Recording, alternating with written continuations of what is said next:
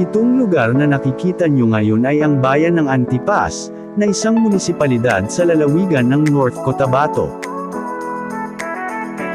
Ito ay matatagpuan sa rehiyon ng Socsargen, Region 12 sa Mindanao.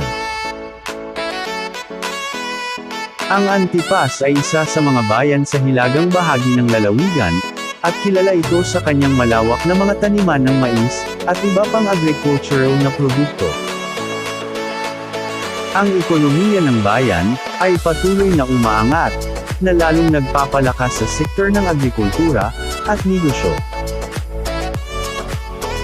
Ang Antipas ay may magagandang tanawin, kabilang ang mga bukirin, kabundukan, at ilog na nagbibigay daan, sa potensyal, para sa turismo, at pang-ekonomiyang pag-unlad.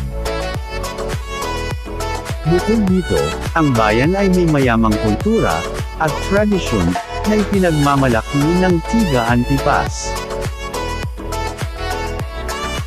Mabuhay Antipaseño!